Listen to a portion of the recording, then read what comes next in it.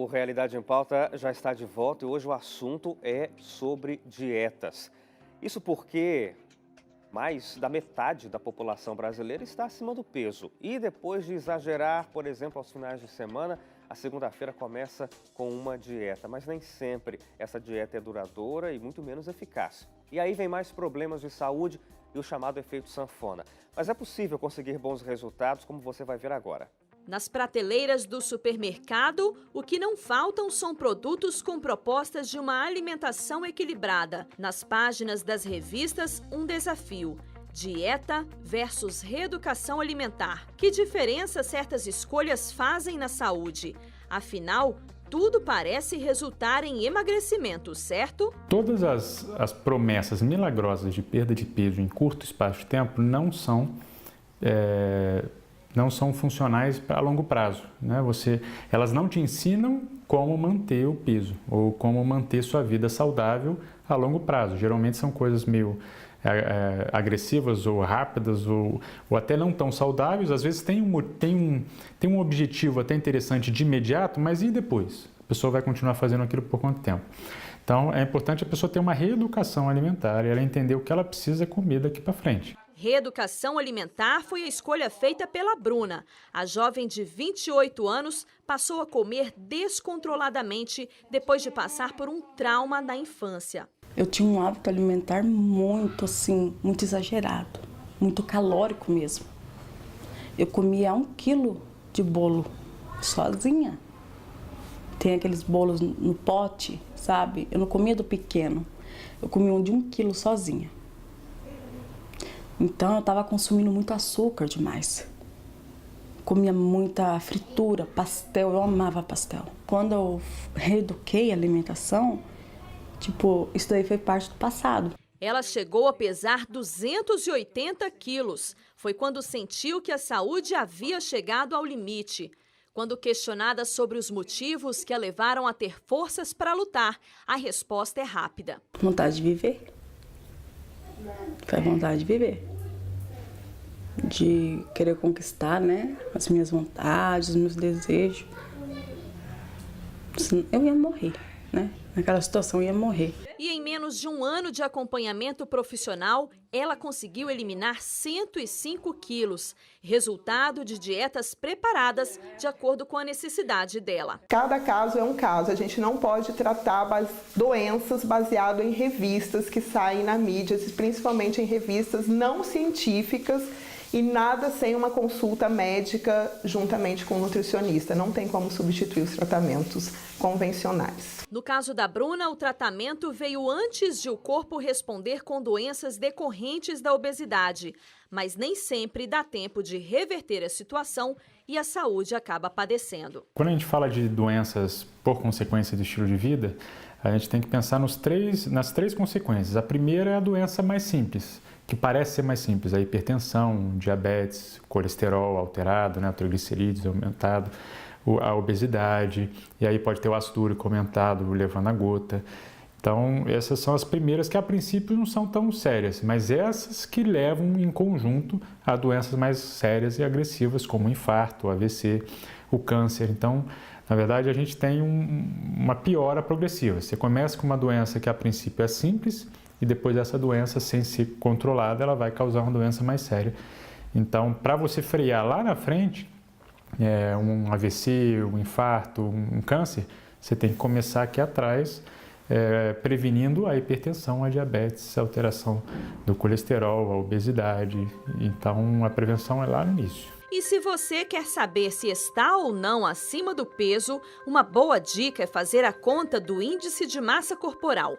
Basta dividir o seu peso pela sua altura ao quadrado. Se o resultado da conta for entre 18,5 e 24,9, o peso está normal.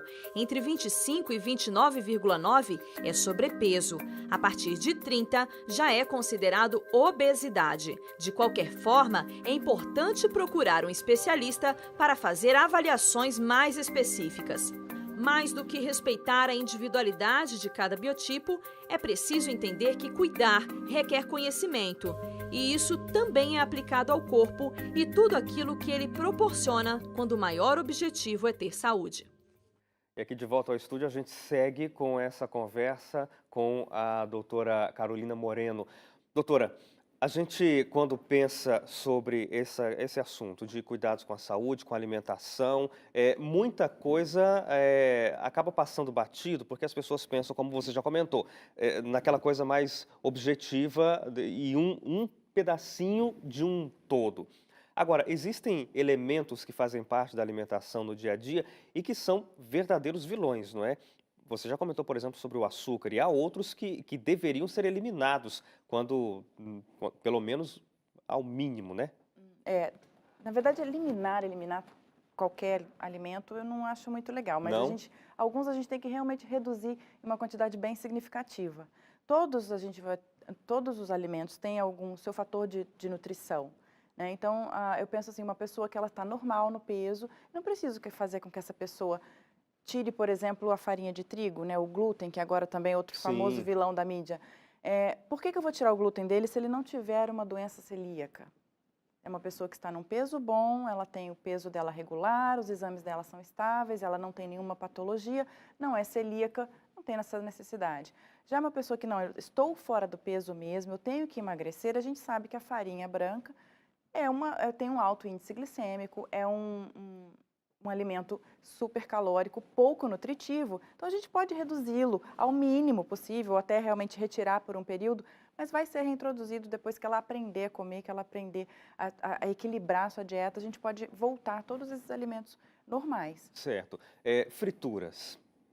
A fritura, Isso, de maneira geral, eu não consigo ver benefício. a fritura é porque assim, você pensa na fritura, Sim, então o alimento é o óleo, exato. e ele sofreu um processo. Então, esse processo, fritar o óleo, estraga o óleo. Uhum. Então, aí ele já não é mais um alimento que a gente deva ter na nossa dieta. Mas pensando no óleo, a gente vai ter vários óleos muito bons, que a gente precisa por conta do ômega 3, por conta dos ácidos graxos, que eles só fazem parte do nosso organismo. Então, a gente vai usar o óleo em seu estado natural. A gente pode usar o óleo de abacate, o óleo de coco, qualquer óleo. Sim. Eles são nutrientes também.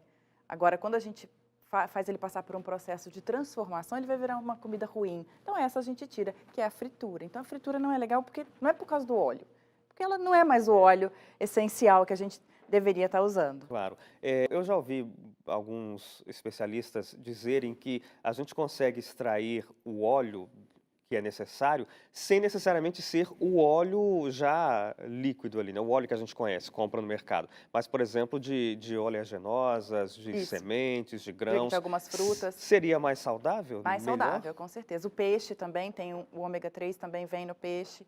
Abacate, temos o óleo do abacate também, o óleo de coco no próprio coco. Então, tem. Só que para você poder, por exemplo, untar algum alimento, não serve. Aí tem que ser. Aí tem que ser o óleo no formato líquido. Claro. Agora, doutora Carolina,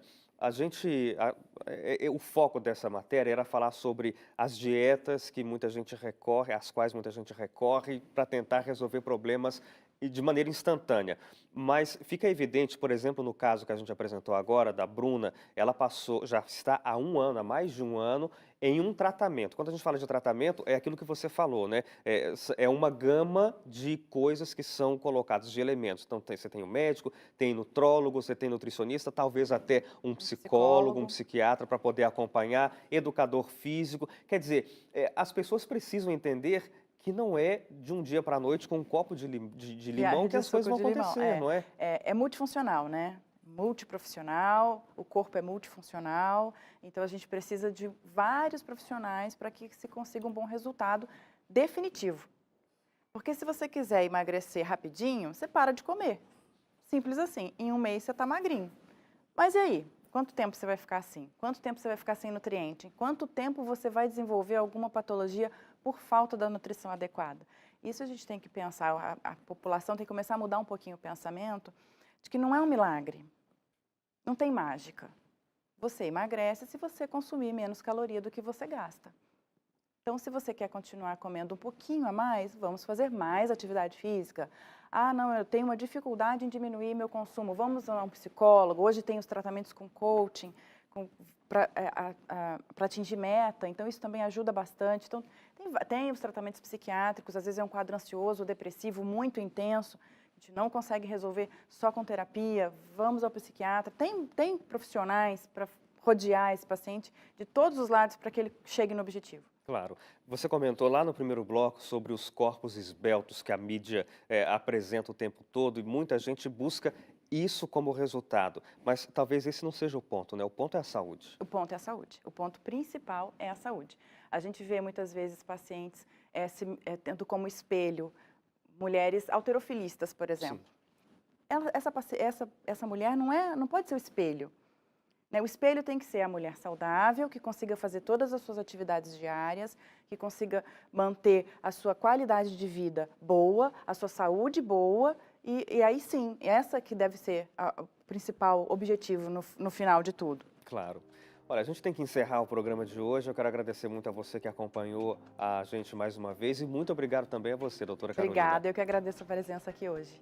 A gente encerra aqui e você pode rever este programa e pode rever os outros também lá no nosso site, que é o novotempo.com/realidade em pauta. Deixa você um abraço, uma boa noite e até o próximo programa.